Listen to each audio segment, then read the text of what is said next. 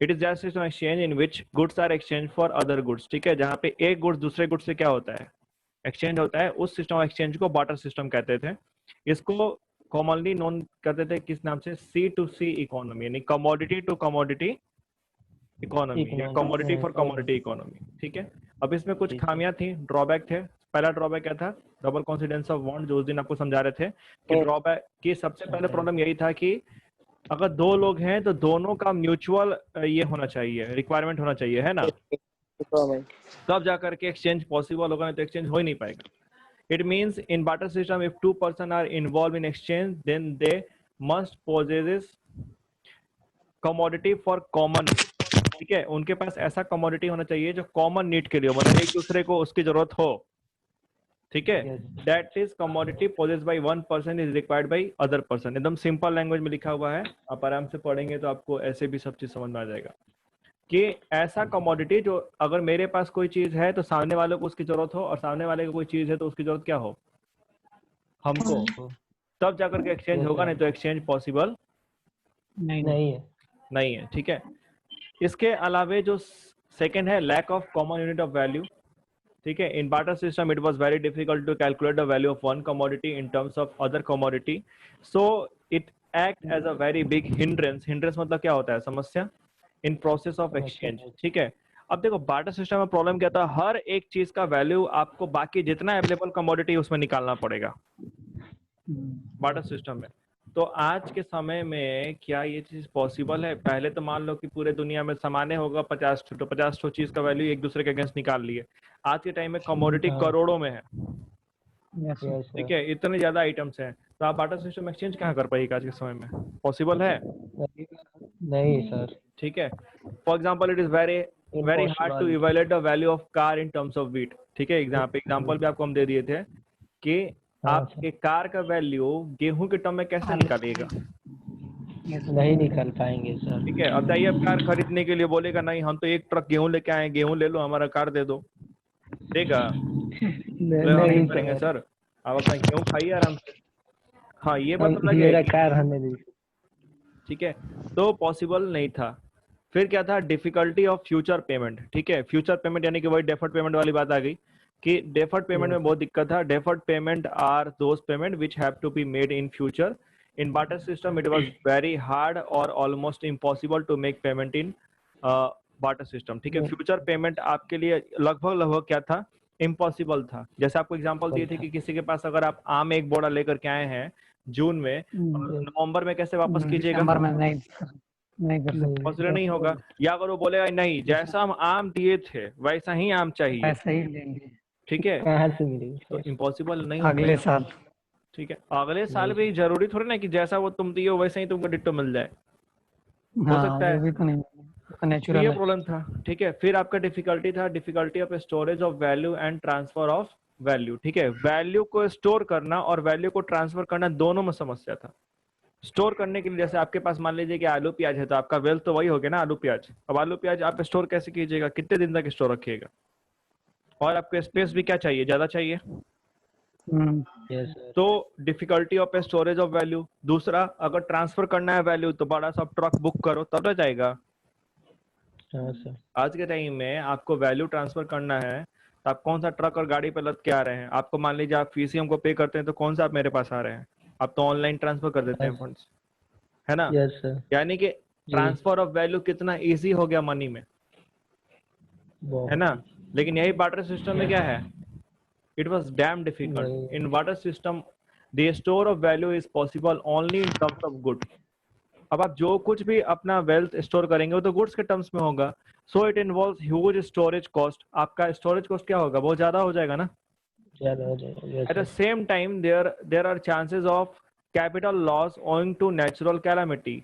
अब आप आलू प्याज रखे हुए हैं, बाढ़ आ गया, सब तो सड़ गया, सब खराब हो गया, है ना।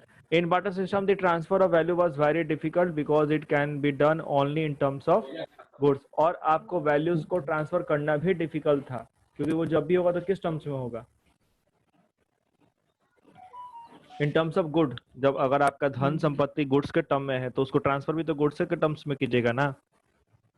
हाँ सर, तो ये एक बहुत बड़ा क्या था, समस्या था। फॉर्म्स ऑफ मनी कोई उस दिन पूछा था। फॉर्म्स ऑफ मनी देखिए पढ़ना नहीं है हम लोगों को, लेकिन अगर आप जानकारी के लिए जानना चाहते हैं तो एक ओवरव्यू में ऊपर ऊपर बता देते हैं। एक होता है fiat money and fiduciary money. Fiat मतलब होता है अथॉरिटी। फिर मतलब फिएट मतलब क्या होता है? ठीक अथॉरिटी, ठीक है। यानी कि प्राधिकार। तो फिएट मनी आपका जो करेंसी और कॉइन्स होते हैं ना, ठीक वो क्या होगा? वो आपका फिएट मनी होगा। वो क्या होगा? Fiat fiat money. मनी, क्योंकि गवर्नमेंट उसको ऑथराइज की हुई है। और फ्यूडिशरी मनी क्या होता है? जो दो लोगों के बीच म्यूचुअल ट्रस्ट के चलते वहां पे यूज हो रहा है, जैसे cheque. Cheque is not a currency. आप अगर चेक में किसी को पेमेंट कर रहे हैं तो चेक करेंसी नहीं है, ना ही चेक कॉइन्स है। नहीं सर।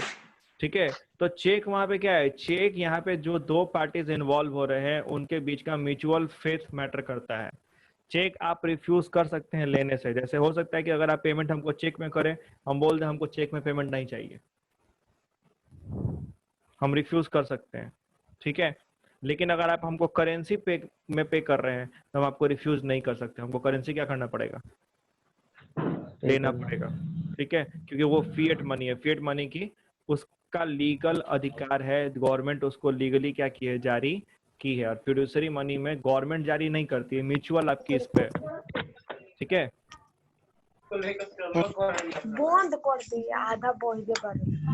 जैसे आज के टाइम में क्रिप्टो करेंसी और पता नहीं क्या क्या आ चुका है ना मार्केट में, क्रिप्टो करेंसीज। Yes sir. तो ये सब क्या है? This all are your fiduciary money. वो फिएट मनी नहीं है। गवर्नमेंट बोला था ना, अभी इंडिया में बहुत लोग क्रिप्टो करेंसी में बिटकॉइंस, हाँ बिटकॉइंस का नाम सुने हो लोग? नहीं सर। हाँ सर सुने हैं, ओरली सुने हुए हैं। ठीक है, तो बिटकॉइंस क्या है कि एक तरीके से आपका डिजिटल मनी हो गया, एक तरीके कर सकते हैं, क्रिप्टो करेंसी का टाइप है। ठीक है, डिजिटल मनी। अब वो गवर्नमेंट ऑथराइज नहीं है, तो गवर्नमेंट ऑफ इंडिया पेपर में जारी किया था कि अगर आप बिटकॉइंस में पैसा लगा रहे हैं तो आप अपने रिस्क पे लगा रहे हैं। कल होकर के अगर वो सब डूब जाता है तो इसमें गवर्नमेंट आपको कुछ भी बेनिफिट देने वाली नहीं है। नहीं है। ठीक है, क्योंकि वहां पे वो क्या है? That is not a fiat money, that is a fiduciary money. ठीक है, यस सर। तो बहुत कुछ है। इसके अलावा फुल बॉडीड मनी और क्रेडिट मनी क्या होता है? फुल बॉडीड मनी मतलब वो पैसा जिसका आपका फेस वैल्यू और कमोडिटी वैल्यू क्या हो? सेम हो। Full bodied money, credit money. Full bodied money कि जिसका आपका, जैसे ये क्या है, मान लीजिए कि अगर 1 का सिक्का है जी। या 2 का सिक्का है या 10 का सिक्का है। ठीक है, 10 का अगर सिक्का है तो 10 का सिक्का क्या है कि जिस मटेरियल से बना हुआ है, ठीक है, उस मटेरियल को भी 10 के सिक्का को आप पिघाल करके बेचिएगा तो 10 रुपए में बिकेगा। और इसका फेस वैल्यू भी कितना है? 10 रुपया। 10 रुपया है। ठीक है, या इसको कहते हैं फुल इंडियन करेंसी का। किसी का भी पूरे दुनिया का बात कर रहे हैं। ठीक है, कम कहाँ हो पे सकता बिकेगा है सर? कहीं भी। अरे जिस मेटल से बना हुआ है, मान लो ब्रॉन्ज से बना है, पीतल उतल का बना हुआ है, गला के बेच भी दोगे तो 10 रुपये मिलेगा। ठीक है, ये नहीं होगा कि 10 का है तो तुमको 20 मिल जाए। कम हो सकता है, ज्यादा नहीं होगा। क्योंकि हाँ जानते वही हो, ना, कम। क्योंकि बीच में आपको पता होगा कि 50 पैसा 1 रुपए का करेंसी बहुत कम कर दिया गया है मार्केट में, है ना? ऐसा क्यों हुआ? लोग क्या करने लगे? सिक्का गला गला के बेचना शुरू कर दिए। ठीक है, क्योंकि मान लो अगर 1 का सिक्का है तो 1 का सिक्का गला के बेचेंगे तो बिक जाएगा 1 रुपया 20 पैसा में समथिंग। तो अगर ऐसे होगा तो लोग क्या करेंगे? आपको 20 पैसा का फायदा हो रहा है ना पर सिक्का, तो ये धांधली शुरू हो गया था। तो इस टाइप का जो ये जो आपका मनी होगा ये फुल बॉडीड मनी कहलाता है। फुल बॉडीड मनी की इसका जो फेस वैल्यू है, जो इस पे छपा हुआ आपका पैसा है, और जो जिस मटेरियल से ये बना है, दोनों का जो वैल्यू है क्या है? इक्वल है। सेम है। और दूसरा होता है क्रेडिट मनी। अब आपको यहाँ पे दे दिया गया 2000 का नोट। 2000 के नोट को फाड़ दीजिए और कागज जिस कागज से वो बना है वो ले जाकर के वो कागज बेचिए। कितना रुपया मिलेगा? रद्दी का भाव। सर बहुत। हाँ सर कम मिलेगा। यू विल गेट सर मिलेगा, ऐसा बात नहीं है। क्या मिलेगा? रद्दी का रेट नहीं मिलेगा सर। कुछ भी नहीं पेपर मिलेगा। जो 100 बॉक्स रुपये वगैरह। मिल जाएगा सर। आप एक बात समझिए, आप लोग कभी ना इस चीज को समझ ही नहीं पाए हैं कि पैसा अपने आप में कुछ भी नहीं है। जैसे यहाँ पे आप अगर नोट उठाएंगे, ठीक है, आप नोट पे देखिए, पेपर करेंसी नोट आपको हम दिखाते हैं।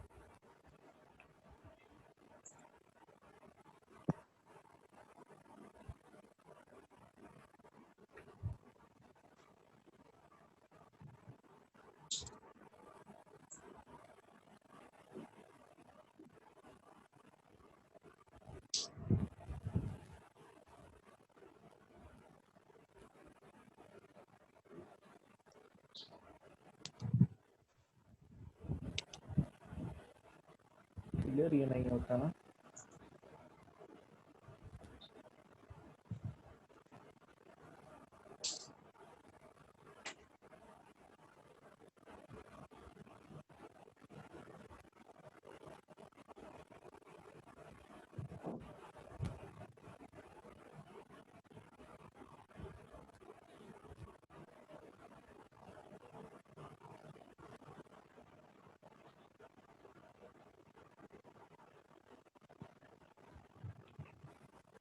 ढूंढना उधर है। नोट पे क्या लिखा रहता है? सर दिखाइए। रुक जाओ, रुक। हम जो खोले हमको लगा था कि सही होगा। अदा करने का वचन देता। मैं धारक को 800 रुपये देने का वचन देता हूँ। वचन देता हूँ, होता है ना? देना तो वचन, पहले इनको खोलने दो। तो यहाँ पे वचन दे रहे हैं, दिख रहा है तुम लोगों को? Yes sir. मैं धारक को I promise- 500 रुपए अदा करने का वचन देता हूँ। I promise to pay the bearer the sum of The sum of 500 rupees. ठीक है, नीचे क्या है? गवर्नर का साइन होता है, Governor sign है। आरबीआई के गवर्नर का। यानी यहाँ पे क्या हुआ, आपको मतलब क्या समझ में आया? मतलब ये हो गया कि ये जो आपको नोट आप लेके जो घूमते हैं, पैसा पैसा करते हैं, ठीक है, this is a agreement. It is acting as an what? agreement। Agreement है कि अगर आपके पास ये पेपर करेंसी नोट है, आपके पास ये पेपर है, तो आपको जो आरबीआई का गवर्नर है वो प्रॉमिस कर रहा है कि मैं क्या कर रहा हूँ, मैं धारक को, मैं बियरर को, बियरर मतलब जो धारक है, जो पकड़ा हुआ है नोट को, उसको 2000 रुपए अदा कर कर रहा रहा हूँ। हूँ। दैट मीन्स कि they are transferring the value. The paper is a medium through which the value is transferring from one person to Another person। Another person. ठीक है, यहाँ पे नोट का अपना कोई अस्तित्व है ही नहीं, होता ही नहीं है। सिक्के पे ये बात लिखा रहता है? नहीं सर। नहीं। सिक्के पे नहीं लिखा रहता है, क्योंकि सिक्का का खुद का वैल्यू भी उतना ही होता है। बात समझे? सिक्के का वैल्यू क्या होता है? जितने का सिक्का इक्वल होगा, होता है जितना हाँ, बन तो रहा उतना है। ही उसका वैल्यू उतना ही होता है। तो यहाँ पे वैल्यू ट्रांसफर करने की जरूरत नहीं है। लेकिन नोट का वैल्यू 2000 के नोट का वैल्यू 2000 नहीं होता है। यहाँ पे अगर आरबीआई के गवर्नर को आप मार दीजिए, काट दीजिए, ठीक है, तो वो क्या हो जाएगा? नोट आपका कैंसिल्ड हो जाएगा, क्योंकि उस नोट की लीगल अथॉरिटी क्या हो गई? खत्म। अब आरबीआई के गवर्नर खत्म जी हो। धारक को प्रॉमिस नहीं कर रहे कि पैसा देंगे, तो आपका पैसा क्या हो गया? बेकार। ठीक है, इस तरीके से जैसे आपका नोटबंदी होता है, तो नोटबंदी हुआ तो क्या हुआ? यहाँ पे गवर्नर ने बोला कि आज से 500 के नोट का लीगल टेंडर बंद, 1000 का नोट का लीगल टेंडर बंद। यानी कि गवर्नर बोल रहा है कि भैया अब हम प्रॉमिस नहीं कर रहे हैं। वो नोट का कहानी क्या हो गया? खत्म हो गया। खत्म हो गई। जाओ जाके बैंक में जाओ, सब नया नोट लो सब। ठीक है, अगर तुम्हारा पैसा लीगल है तो, इलीगल है तो आराम से उसको क्या करो, अगर ठंड का मौसम है तो उसमें आग लगा के ताप लो। ठीक है, नहीं तो नाली में बहाओ, जो भी करना है करो, फिर पकड़ाओगे तो और फंसोगे, है ना? तो ये चीज होता है। आपके पेपर करेंसी नोट का अपना कोई वैल्यू होता ही नहीं है। उसको तो वैल्यू क्या किया गया है? ट्रांसफर किया गया है from the governor to the bearer. ठीक है, तो दिस इज व्हाट फुल तो बॉडी इसमें मनी चेक आ एंड सकता है? क्या चीज? चेक आपका करेंसी होता ही नहीं है, पैसे की इसमें आता ही नहीं है। Cheque is not a form of money. ठीक है, चेक आपका आएगा, चेक आपका ये होगा चेक तो सर बैंक का ऑर्डर आएगा, मतलब पेमेंट। फ्यूडिशरी मनी होगा। Cheque, debit card, credit card, ये सब क्या है? This all are fiduciary money. Judiciary money. Fiduciary money का मतलब हो गया कि आपके और सामने वाले के ट्रस्ट पे डिपेंड करता है ना। जैसे आप बोले सर पेटीएम से ले लीजिए, तो Paytm again becomes a money. Paytm money होता है ना जी, पेटीएम मनी है। हाँ, लेकिन वो क्या है? That is not a fiat money, वो फ्यूडिशरी मनी है। हम चाहे तो रिफ्यूज कर सकते हैं, और अगर हम ले भी रहे हैं तो वो डिपेंड कर रहा है आपके और मेरे दोनों के म्यूचुअल ट्रस्ट पे। ट्रस्ट पे। खैर, ये सब पार्ट नॉलेज पर्पस के लिए है। ठीक है, बिहार बोर्ड में पूछ सकता है, याद रख लीजिएगा, रट लीजिएगा। सीबीएसई में ये सब पार्ट आपके सिर्फ नॉलेज पर्पस के लिए, आगे आपको जरूरत पड़ेगी, क्योंकि ये सब चीजें आप फिर अगेन पढ़ेंगे जैसे ग्रेजुएशन में जाएंगे तो। मनी सप्लाई डिस्कस हो गया था, और मनी सप्लाई में आपको हम पहले से बताए थे कि मनी सप्लाई को मापने का 4 मेजर है, M1, M2, M3 और M4। ठीक है, ये आपका है on the basis of liquidity. पहले ही समझाए थे उस दिन। लिक्विडिटी का मतलब क्या हो गया कि सबसे पहले जो पैसे में कन्वर्ट हो जाए या पैसे में हो, तो वो M1 होगा, फिर M2 होगा, फिर M3 होगा, फिर M4 होगा। जैसे कैसा क्वेश्चन था सर कि जो फिक्स डिपॉजिट है वो भी तो पब्लिक का ही पैसा है, तो वो क्यों नहीं मनी सप्लाई का पार्ट होता है? तो जी हाँ, ये मनी सप्लाई का पार्ट होता है, लेकिन इसको हम लोग काउंट करते हैं M3 के अंतर्गत, और M2, M3 और M4 हमारे सिलेबस का हिस्सा नहीं है, इसलिए इसको डिस्कस नहीं किया गया था।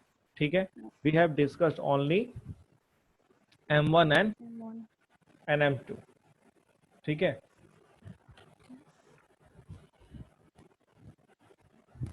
इसके अलावा देखिए M और M2 मेजर्स को नैरो मनी में रखा जाता है, क्योंकि इसमें जो एलिमेंट्स आते हैं बहुत कम आते हैं। और M3 और M4 मेजरमेंट जो है मनी सप्लाई का, इसको ब्रॉड मनी कहा गया, क्योंकि इसमें लगभग जो भी चीज आप सोच सकते हैं सब आएगा। जो आपका पोस्ट ऑफिस में आप सेविंग अकाउंट खोलते हैं वो सब भी क्या हो जाएगा? मनी सप्लाई का पार्ट हो जाएगा। ठीक है, तो इसलिए वो ब्रॉड मनी है, क्योंकि उसका जो स्कोप है वो ज्यादा है, और M1 M2 का क्या है? कम है। ठीक है, कम। बाकी M1 का कहानी उस दिन खत्म हो ही गया था कि इसमें आपके 3 चीजें थी, currency and coins, other demand deposit DD, और आपका क्या था? OD, है ना।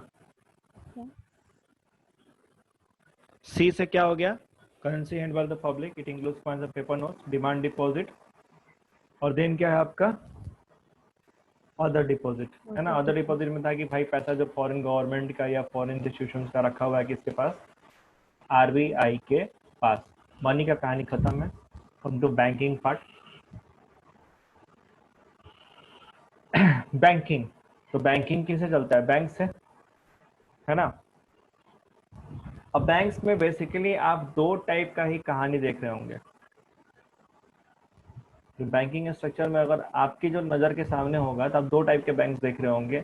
एक तरफ आपको दिख रहा होगा RBI इंडिया में, और जो एक अलग टाइप का बैंक, और बाकी एक साइड आपको दिख रहा होगा कि SBI है, बैंक ऑफ इंडिया है, सेंट्रल बैंक ऑफ इंडिया है ना। दिखता है ऐसा? तो बैंक्स में क्या है? RBI तो आपका क्या हो गया? RBI is your central bank. हर देश का एक मेन बैंक होता है, हर देश का एक सेंट्रल बैंक होता है। हमारे देश में सेंट्रल बैंक हम जानते हैं किस नाम से? Reserve bank of India. Reserve bank of India के नाम से। ठीक है, अमेरिका में इसी बैंक का नाम फेडरल बैंक है। अमेरिका में इसी बैंक को क्या कहते हैं? फेडरल बैंक कहते हैं। Federal bank. अलग अलग देश का अलग अलग नामों से है। इसके अलावा आपको SBI, bank of India, bank of Baroda, ICICI, SDFC, अलान फलान ढलान जितना है सब एक खाते में एक तरफ है। ठीक है, अब इन बैंक आते हैं किस कैटेगरी में?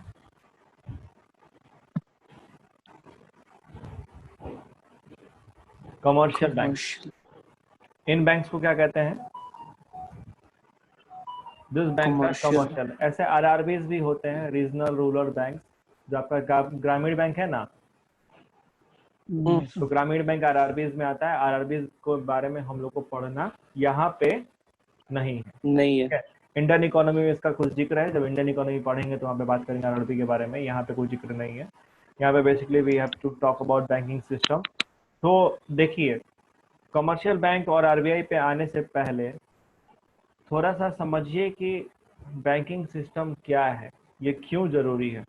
देखिए, पैसा जब इवॉल्व हो गया मनी, तो मनी का प्रॉपर सर्कुलेशन होना चाहिए था ना।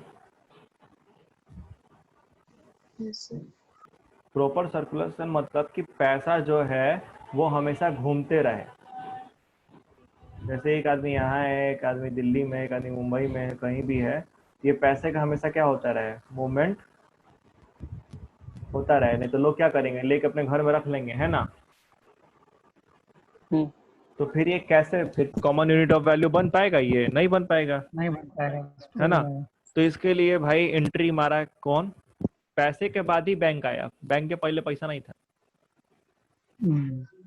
जब पैसा इवॉल्व हो गया तो पैसे के बाद कौन इवॉल्व हो रहा है? बैंक्स। बैंक्स को लाया गया ताकि पैसे का क्या हो सके, प्रॉपर सर्कुलेशन हो सके, ठीक है। जो मनी सप्लाई हो रहा है वो प्रॉपर तरीके से रेगुलेट हो पाता है, किसके through? By the network of banks, ठीक है। हाँ, क्योंकि पैसा घूमते रहता है ना। पैसा क्या होता रहता है, आप हमको दिए, हम कुछ खरीदे, उसको पे किए, वो किसी और से कोई सर्विस ले रहा है, उसको पे कर रहा है, फिर वो पैसा बैंक में जमा हो गया, फिर बैंक लोन के रूप में किसी और को दे दी, फिर पैसा तीसरे के पास गया। This is how the money keeps rotating from one person to the another person. तो और सर्कुलेशन क्या रहता है, बना रहता है ना। तो ये जो पैसा का सर्कुलेशन में घुसा हुआ है, ये लगातार जो आपका इधर से चल रहा है, ये चलता है by the network of commercial banks. किसके नेटवर्क से? कमर्शियल बैंक के नेटवर्क से, ठीक है। लेकिन अब एक बात समझो, तो कमर्शियल बैंक क्या होता है कि प्रॉफिट मोटिव से सेटअप होता है। जितना आपका एसबीआई है, बैंक ऑफ इंडिया है, तो ये सबका मोटिव क्या है? प्रॉफिट अर्न करना, ठीक है। तो जब ये प्रॉफिट अर्न करेंगे तो ये हेरा फेरी भी करेंगे, है ना। मान लीजिए किसान जाएगा लोन लेने के लिए, तो किसान को भगा देंगे, ना ना तुमको लोन नहीं देंगे, तुम्हारे पास है ही क्या, ठीक है, तुमको लोन नहीं मिलेगा। आप स्टूडेंट हैं, आप पढ़ना चाहते हैं, आप जाइएगा, आपको लोन नहीं देगा। बैंक वाला बोलेगा ठीक है 10 लाख का लोन चाहिए, तो एक काम करो, पहले 50,000 क्या करो, पहुंचा जाओ, तब लोन मिलेगा। यानी कि मामला हो जाता है गड़बड़, है ना। तो इसके इन लोगों के बैंक के जो पापा हैं उनको लाया गया।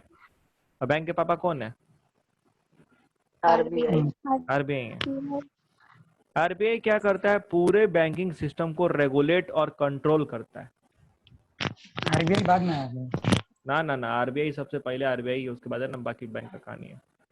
तो आरबीआई का देखिए, आरबीआई का काम क्या है? आरबीआई का काम क्या है कि जो बैंकिंग आपका स्ट्रक्चर है देश का, ठीक है, जो पूरा मनी सप्लाई है देश के अंदर में, उसको क्या करना? कंट्रोल और रेगुलेट करना, ठीक है। आरबीआई बोलेगी कि भैया तुमको इस सेक्टर को इतना लोन देना है, तो बैंक को क्या करना पड़ेगा? देना पड़ेगा। अगर आरबीआई बोलती है कि आपका जो टोटल लोन स्ट्रक्चर है उसका आपको 30% लोन ग्रांट करना है, किसको? एग्रीकल्चर सेक्टर को, तो ना चाहते हुए भी कमर्शियल बैंक को 30% लोन देना पड़ेगा, किसको? Agriculture sector. क्योंकि जो सेंट्रल बैंक है ये काम करती है देश हित में, यानी कि in the interest of country, वो फाइनेंशियल डिसीजन जो कंट्री को बेनिफिट पहुंचाए, ठीक है। कमर्शियल बैंक नहीं सोचेगा, कमर्शियल बैंक खाली सोचेगा किस बारे में? टू मेक मनी, प्रॉफिट, ठीक है। तो इस तरीके से कुछ हमारा बैंकिंग सिस्टम क्या करता है, काम करता है, और समझे। एक तरफ आपका कमर्शियल बैंक जो पैसे के सर्कुलेशन को बनाए रखने में हेल्प कर रहा है, और उसके ऊपर बैठा हुआ है कौन? आरबीआई, जो पूरे मॉनेटरी सिस्टम को ही क्या कर रहा है, कंट्रोल करता है और रेगुलेट करता है, ठीक है। तो आइए देखते हैं हमारे कमर्शियल बैंक जी क्या है। कमर्शियल बैंक क्या है? It is the financial institution. सबसे पहले ही लिखा हुआ है वित्तीय संस्थान है। फाइनेंशियल इंस्टीट्यूशन यानी किसका? इसमें जुड़ा हुआ है लेन देन किस चीज का?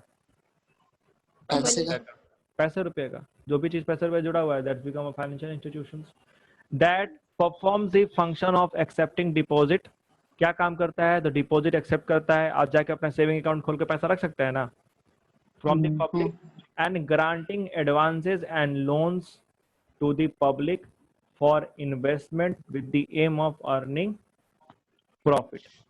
ठीक है, और क्या करता है? आप ही के पैसा को लेकर के फिर क्या करता है? लोन के रूप में दूसरे पार्टी को प्रोवाइड करता है दे देगा। लोन।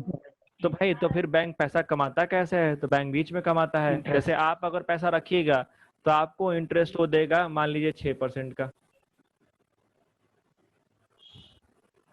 आपको इंटरेस्ट दे देगा कितने का? 6% का, और यही वो ग्रांट कर देगा कितने परसेंट का? लोन पे, लोन अगर किसी को देगा तो उससे चार्ज करेगा कितना परसेंट? 10%। 8%, 10%।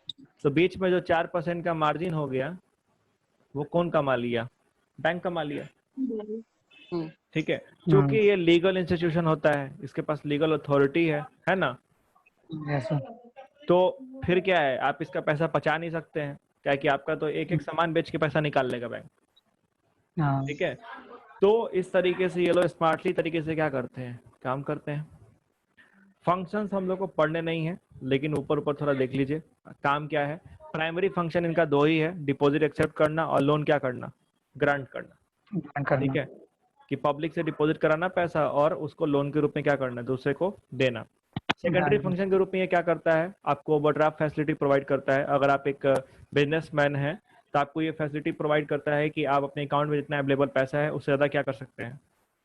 विड्रॉ कर सकते हैं। ठीक है, दैट इज ओवरड्राफ्ट फैसिलिटी, ये बिजनेसमैन को प्रोवाइड होता है। Discounting of bill of exchange, 11th class पढ़ा है सब ना? यस सर, आप ही कि पढ़ाते हैं। आप चाहें तो बैंक से बिल ऑफ एक्सचेंज को डिस्काउंट यानी कि उसको इन कैश करा सकते हैं। ठीक है, ये आपको सुविधा प्रोवाइड करता है। इसके बाद से एजेंसी फंक्शन। एजेंसी फंक्शन क्या होता है कि जैसे आज के टाइम में क्या है कि आपका जीवन दिन प्रतिदिन व्यस्त होते जा रहा है। ठीक है, कोरोना को भूल जाओ सब, कोरोना को छोड़ के बात कर रहे हैं, तो आपका लाइफ इतना बिजी हो गया है कि आप इतना सारा आप इस चीज का EMI भरना है, ये खरीदे हैं, वो खरीदे हैं, लोन लिए हैं, है ना, अकाट पकड़ बहुत सारा चीज होता है, इंश्योरेंस प्रीमियम भरना है, तो आप सारा काम किसके सर पे फेंक दिए? बैंक के। ये काम करो भैया, ये चीज है, इसको ये मेरे अकाउंट से लिंक कर दो और ऑटो डेबिट कर देना। यानी बैंक क्या करेगा? आपके अकाउंट से वो आपका भर देगा। अगर कहीं से इंटरेस्ट आ रहा है तो आप उसको क्या करेगा? रिसीव करके आपके अकाउंट में क्रेडिट कर देगा। ठीक है, तो इस तरीके से वो काम करता है एज एजेंसी फंक्शन। ठीक है, general utility function. General utility function जैसे लॉकर फैसिलिटी है, ATM फैसिलिटी है, ये आपको प्रोवाइड कर दिया बैंक, है ना। आज के टाइम में कितना आसान हो गया, आप एक प्लास्टिक करेंसी के रूप में अपना डेबिट कार्ड लेके घूमते रहते हैं, कहीं भी स्वाइप कीजिए। अब तो स्वाइप भी नहीं करना है, अब तो तुम्हारा आ गया है ये टच वाला, सिर्फ मशीन के पास क्या करो, कार्ड ले जाओगे तो क्या हो जाएगा? पेमेंट कर सकते हो। वाईफाई इनेबल्ड जो आ रहा है आज के टाइम में, वैसा भी कार्ड आ चुका है मार्केट में। तो सोचिए चीजें कितनी एडवांस हो गई, है ना। तो ये आपका बैंक का क्या है? Secondary function. इसे प्राइमरी फंक्शन नहीं है। प्राइमरी फंक्शन दो ही को बैंक का होता है, कमर्शियल बैंक का। एक तो पैसा एक्सेप्ट करना और दूसरा क्या करना? लोन ग्रांट करना। ठीक है, इसके बाद से जो आपका अगला टॉपिक है, ठीक है, ये टॉपिक तो आज नहीं हो पाएगा, लेकिन ये टॉपिक कोई भी एस्केप नहीं करेगा। इस क्लास को भूल के भी मत छोड़िएगा, credit creation by the commercial bank. ठीक है, ये आपको अगले दिन कराया जाएगा। Very very important. पिछले साल शायद ये नहीं आया है, इकोनॉमिक्स क्लास में। हाँ, इकोनॉमिक्स क्लास में, तो ये आपका चांसेस है कि इस साल पूछ दे। और इससे क्वेश्चन जो आता है वो सीधे आता है कितने मार्क्स का? 6 मार्क्स, 6 नंबर का क्वेश्चन आएगा। ठीक है, तो इस टॉपिक को प्लीज स्किप मत कीजिएगा। Credit creation by the commercial bank, इसमें थोड़ा टेक्निकल है, थोड़ा सा बड़ा भी है, देख लीजिए। इसमें आपको पूरा सिस्टम समझना पड़ेगा। इसमें न्यूमेरिकल्स भी आता है। ठीक है, आपको न्यूमेरिकली प्रूव करके दिखाना होता है, तो प्लीज इसको स्किप नहीं कीजिएगा। ठीक है, ये समझ लीजिएगा तो आपका 6 नंबर फिक्स हो गया बोर्ड एग्जाम में। बाकी नेशनल इनकम पढ़ ही लियो। और बैंक में जैसे ही आप ये टॉपिक कर लेंगे तो कमर्शियल बैंक खत्म हो जाएगा, उसके बाद फिर हम लोग अपना सेंट्रल बैंक को करेंगे। ठीक है, तो आज के क्लास को हम लोग क्या करते हैं, यहीं पे होल्ड करते हैं। अगले क्लास में हम लोग credit creation by the commercial bank topic को क्या करेंगे, डिस्कस करेंगे। ठीक है, और कल तो आप लोग का फिर अकाउंट्स होगा। अकाउंट्स में हम लोग थोड़ा सा मूव करेंगे प्रैक्टिकल पोर्शन में इन रिजोल्यूशन ऑफ पार्टनरशिप फॉर्म, ठीक है। उसमें आप लोग एक चीज पक्का याद कर लीजिएगा, ये जो आपका बता रहे हैं, आपके पास किताब होगा ना, तो किताब में आपको डिसोल्यूशन ऑफ फॉर्म में दिया होगा mode of dissolution yes sir. दिया होगा, ठीक है, जो कल समझा रहे थे कि इस तरीके से डिसोल्यूशन हो सकता है, ठीक है। वैसे ही ये टीएस गरवाल में मोड्स ऑफ डिसोल्यूशन करके आपको दिया होगा, ठीक है, थ्योरेटिकल पोर्शन में। प्लीज इस मोड्स ऑफ डिसोल्यूशन को जरूर याद कर लीजिएगा, इससे क्वेश्चन आता है हर साल बोर्ड में, 1 नंबर में है, 2 नंबर में है, लेकिन आएगा जरूर, ठीक है। तो मोड्स ऑफ डिसोल्यूशन याद रखिएगा कि किन किन तरीकों से डिसॉल्व कर सकते हैं फॉर्म को। अगर कंफ्यूजन होगा तो बोलिएगा, हम फिर से पढ़ा देंगे, ठीक है। तो चलिए आज का क्लास यहीं पे क्या करते हैं, समाप्त करते हैं। हाँ, लेक्चर वीडियो आप लोग को मिल जाएगा इसके बाद। ओके, ठीक, thank you sir. Welcome. Notes भी दे दिए थैंक यू सर। दे देंगे।